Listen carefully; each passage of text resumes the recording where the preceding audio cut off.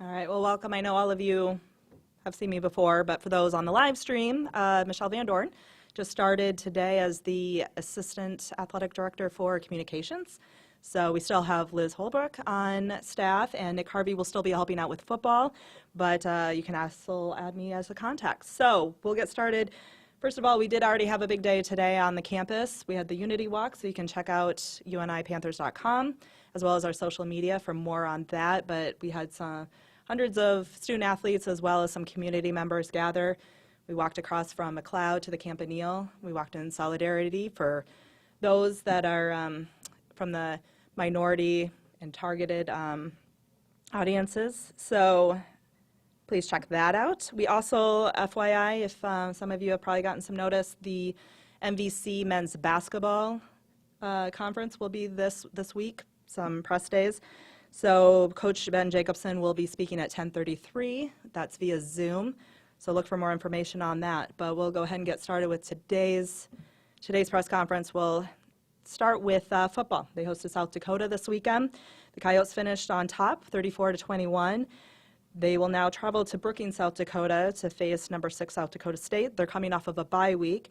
2 p.m. game can be heard on UNI's Panther Sports Radio Network. You can also watch it on ESPN3. So, without further ado, here's Coach Farley.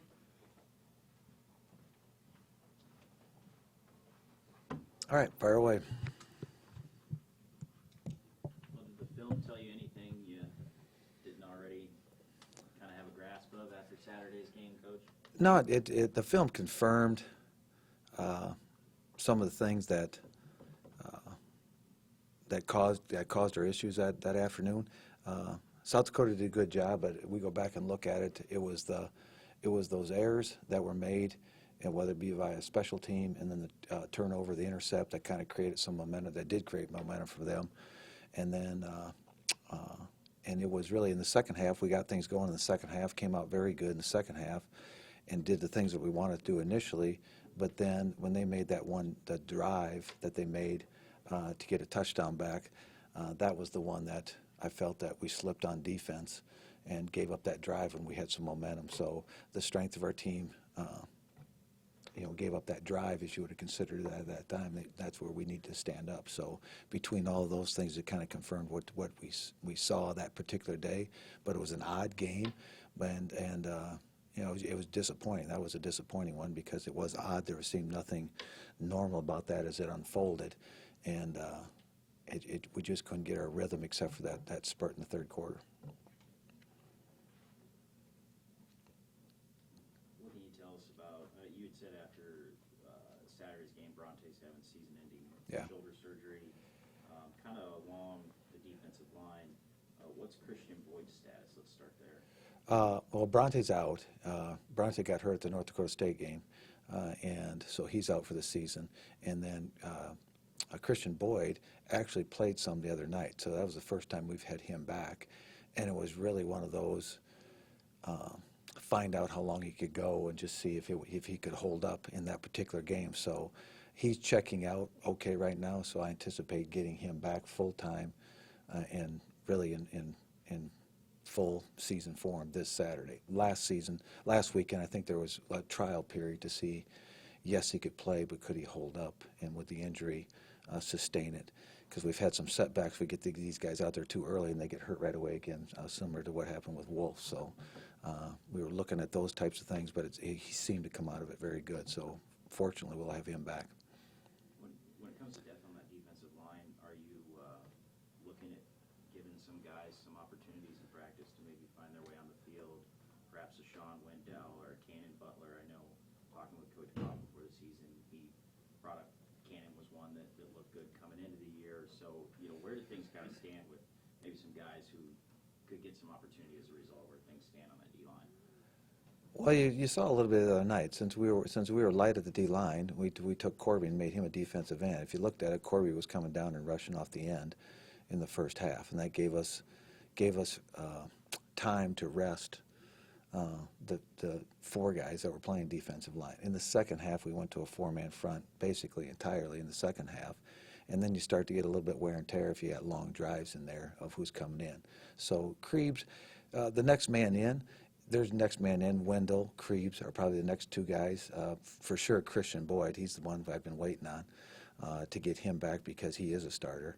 But when you talk Wendell and you talk Krebs, are they 1 down, 3 down, or 50 down players? And that's what you look for. And then you have to start looking at the fronts and the coverages to see, am I better off putting a Corby down or a Javon Brecky down, and then playing the coverage a little bit different on the back end. So the next man in has to play at a very high level because you're playing with some very high-level football teams. And how long is he going to be in the game, and how much can I game plan with him from start to finish? So there's a lot of that going on in my head as I try to make those decisions early in the week and anticipating what could happen on a Saturday. Bronte's made a huge impact not only for your team but off the field too. I think isn't he a William Yes. Campbell semifinalist? Is it? Yes. And, Yeah. I mean that's a big deal, but he's made his impact off the field is almost as big as it has been on the field for you guys.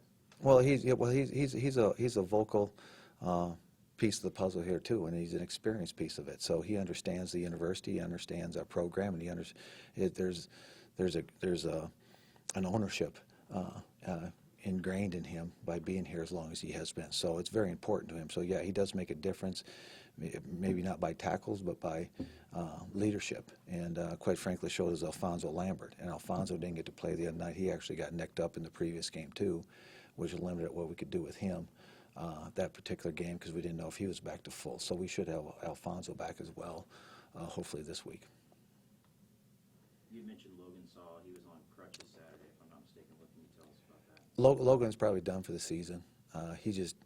He tried. The guy tried as hard as he could to come back, and he came back for the Iowa State game, and it wasn't fully healed or is about as good as we're going to get. And then he tried again in the same temperament to come back, and we held him up a couple extra weeks. We got him back. It still didn't work, and then that's when he went for other opinions, and it's not going to go. So he's probably out for the rest of the season. What can you tell us about Isaiah after taking that hit? I still in question. I haven't heard back entirely what his outcome will be for this week. That's yet to be determined as far as they haven't told me. And but yeah, he took a nasty hit, and it's not a leg injury, which is helpful, but at the same time it's an injury. So we'll see if he can come back for this week's football game. Sergio's been increasing his snap count. I think he had the touchdown. Then I think earlier in the game though he did have one drop, so kind of like a freshman's day all in one. It's called experience. It's called a freshman. So, but you know what? You got a freshman that's playing, and I don't play guys just to play them, and you got to be a high level player to play in this at our expectation, and to play and win the games that we want to be in and be involved in. So Sergio has earned that, and that's why he got on the football field. And he needs. You got to live through some of these errors too. I mean, they're freshmen, but we all learn by making mistakes. Sergio needs to get on the field, and he'll learn quicker by those. We want to minimize them as much as we can, but I also know that you get in the heat of the battle and get excited and get things going faster in a game day. It's going to happen. It's we want to minimize when they happen. But he made a hell of a catch down the end zone for the touchdown. So he's a great talent now. And when you're playing a freshman, you know you got a talent. You've had some success before, obviously going to Brookings. How big of a challenge is this on Saturday? Super huge now. I mean, bigger than always, but they're good. They're on an open date, and they're legitimately good. I mean, I don't think you have to tell anybody that because they played for the title last year, and everybody's back. You never have The other thing you don't have this year is graduation. We played in the spring. We turn right back around 3 months later, play again. There's nothing normal about this season as much as it wasn't last season. It may feel a little bit normal because everybody else is playing, but it is the same group of players. There's no graduations. There's no guys that have left. It's the same core group. So it's the same team they played for the title with is playing you now with an open date to get ready for you. Going back to the defensive line, is there a chance, if you with the Boyd back, that you could move Jared a little bit outside on occasion, or would that be an experiment that you would consider? Or? Oh, he's already been out there.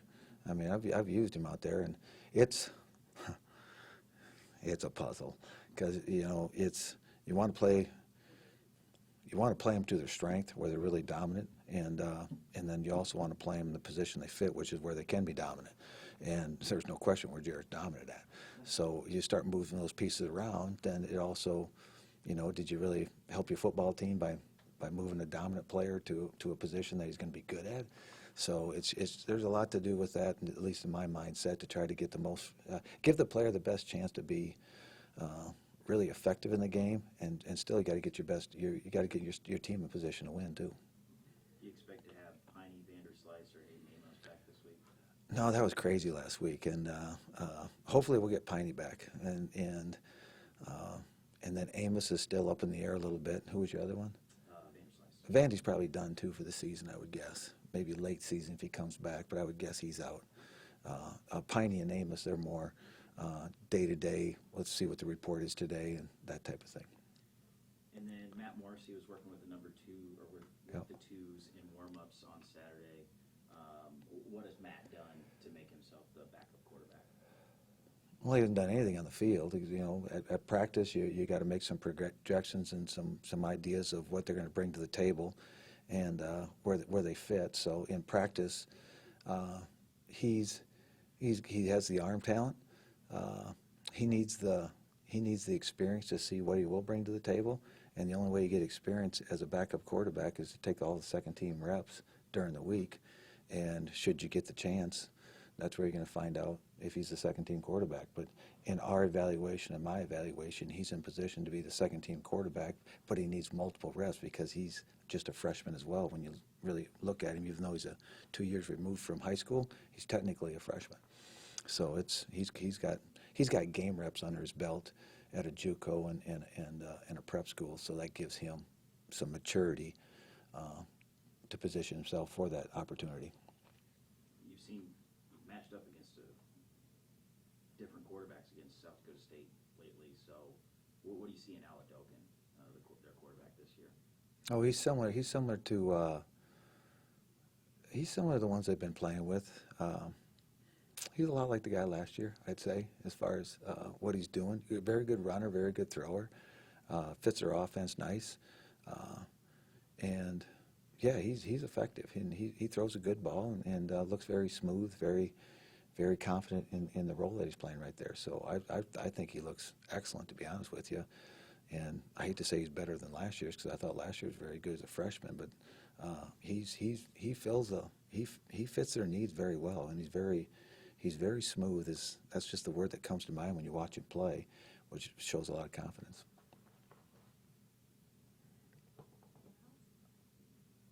We good?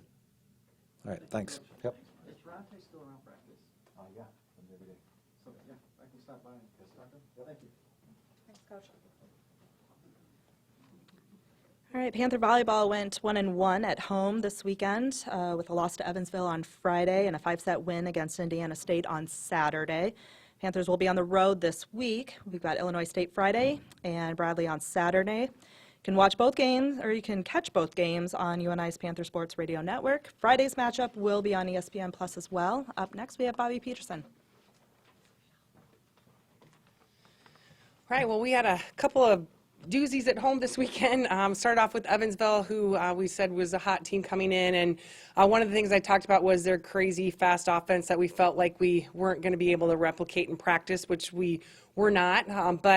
And so getting used to it during the match was something that we knew we would have to do. And oddly enough, we actually started off really well. We started with getting a lot of great touches, actually some even blocks with their fast offense. So it was a little bit, surprised the coaches a little bit, but I thought that they did a really good job. We ended up winning the first set, but did a really good job of making adjustments. They started setting their middle a little bit more. We definitely scheme where it's not like we're not paying attention to the middle, but it's not the focus of what we're doing. So they did that a little bit more, which also opened up a little bit more for their pins. So I thought they did a really good job of adjusting. It took us a while to figure out their adjustments.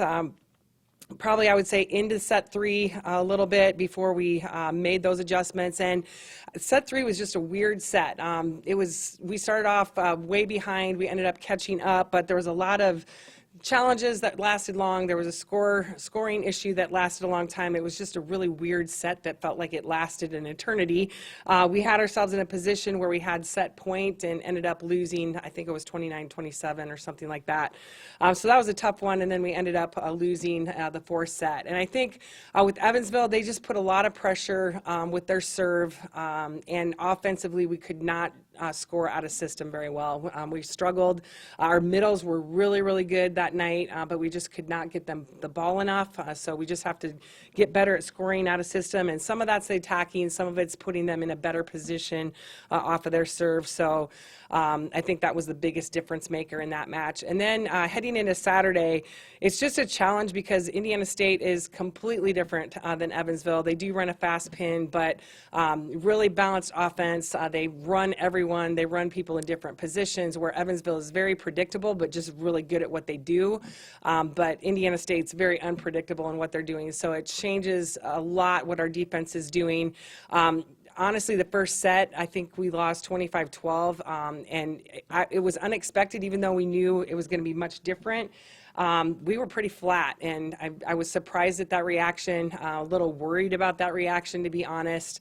And then we just found a way in set two. I wouldn't say set two was very pretty either, but we found a way to win set two.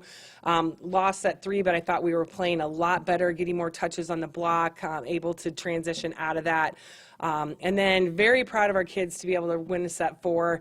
I don't know how many times we've talked about, gosh, if we could have just won that set to put us into the fifth, where you don't know what could happen. We've said that a lot this year. So we were able to do that, headed into the fifth set. And a couple things with that set.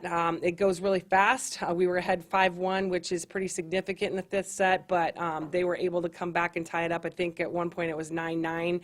And for us to be able to fight through that after especially being up with some pretty big energetic plays, and when you have that kind of thing going on and that momentum, and then all of a sudden it's 9-9, you can really back off a little bit. And I thought we did a really good job. Our passing was the best for that set that it's been, or that it was that entire match. So that was big for some of our passers. So just really proud of how we ended that match. And I think just looking at overall for the weekend, we're really balanced when we're in system. We just have to find ways to score based on what the other team's doing. So when they take away the shots we like, we have to be better at finding ways to get ourselves in position to score better, score where their openings are. And then just, we always talk about first ball contact needs to be a little bit better. And then we just got to dig more balls. We talk about that a lot as a team. As Michelle said, heading into a really big weekend, Loyola is a 7-1 in first by themselves, but their first loss this weekend came from Illinois State, who is in a tie right now for second with 4 teams. And the 2 teams we play this weekend happen to be 2 of those teams tied for second. They do play each other tonight, so one of them will be in second place by themselves tonight, and they're one match ahead of they'll be one match ahead of everyone else, playing 9. So Illinois State, when they were here last time, we lost in 5, and they were missing 3 of their players. So they're actually a very different team than what we saw here, playing very well. They're very well coached. They're very disciplined. They'll have a lot of weapons, but I think their 2 outsides are really, really strong. One's first in the conference in kills. The other's like 7th or 8th. Kushner is somebody that's one of the best 6 rotation players in the league. So she serves, she plays defense. She has definitely the energy of their team as well. But just a really good Illinois State team that's definitely, now that they got their players back, really in a groove. And then head to Bradley. And again, a very different team. They're a little bit doing some of the things that we're doing with Taylor and Jenna. They have a lefty setter as well, who goes in and out of a 5-1.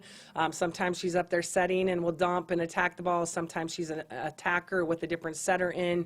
So we're going to get some of our own medicine this weekend playing Bradley. So we just can't defend against it in practice because both of our setters on the same side of the net when we do that. So, but we know what that looks like just in our own gym. But they're playing really well. Both teams play well at home, obviously, as well too. So, but looking forward to getting better this week and a very competitive weekend ahead. Any questions? How big was Kalis's performance Saturday? Yeah, and when I talk about the energy in that 5th set, and I didn't realize she had 2 huge blocks early in the 5th set, and I didn't know she left the match only having 3. I felt like she was doing a better job. I mean, she was getting good touches, but to have 2 stuff blocks in that first 6 points was absolutely huge. And she's the kid that can bring a lot of energy for our team, so it was much needed at that time. So, and offensively, she's trying to find different ways to score. She's a little bit more of a focus this year than she has been, so it's a little bit more difficult than in the past for her to find ways to score, and she's done a really good job the last couple of weeks of trying some different things and adding more to her toolbox, I guess. What can you say about Carly Spees, not just with how well she's done the last couple of weeks, but just that growth from year to year within this program to the point where she's at now? Yeah, Carly has always just had a ton of potential, and it's just kind of, she's gotten to the point where she's kind of unleashing that a little bit, taking a lot of ownership in what she's doing rather than relying on other middles to be the example. And I think that's really helped her a lot by calling out things, helping our younger middles. I've always told our kids, when you're doing those types of things, that makes you a better player as well.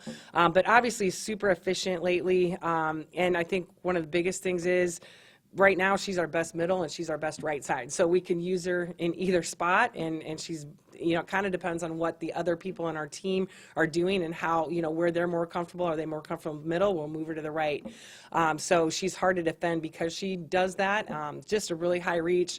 And blocking wise, she does a really good job executing assignments. She's not always getting stuff blocks, but she's in a good position to take away a lot of space and really get good touches as well. Pretty crazy to have the middle eight teams in the conference all just separated by 2 games right now. It's nuts. Yeah, it's a fun year. It's a lot of fun and crazy. And, they're really, besides Evansville having kind of a streak where they've blown some teams out, I mean, all the matches are really close and tight and could really go either way. So even the records are crazy, but each match individually is as well. So a lot of fun. This is the type of time of year, Bobby, where I know you normally throw in a few wrinkles and stuff starting the second rotation. Do you plan to do that this year, or given the use of the team, do you just want to focus on getting better? Yeah, we are definitely going to throw some things in offensively, and we have, each week we add just a little bit offensively because it's pretty simple from the beginning. So offensively we will. Defensively, we've done a couple things where we're in and out of defenses as opposed to going in with just this plan for defensively, and they've actually handled it really well. So anytime they handle it, we add a little bit more to those things. So I feel really good about that, especially on the blocking side of things. But yeah, we need to have some different things offensively because I think hitting some of the different seams of the court is going to help us find those ways to score a little bit better. So we got to add a little bit different sets that we're putting in and different people running those sets, different crossing patterns. But with all that, you have to pass well. So that first contact makes a big difference on, you could become really predictable when the only thing you can do is set high outside. So, all that's great, but if you can't, get the ball to the setter in a good position, it's really for nothing. So, but we're working on that, and obviously we're getting better each day on our first ball contact as well. All right, thank you.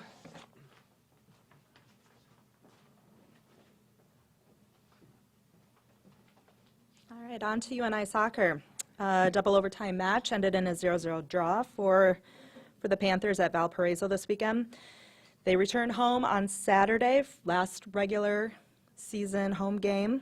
UNI will host Southern Illinois at 1 p.m. Up next, we have Bruce Erickson.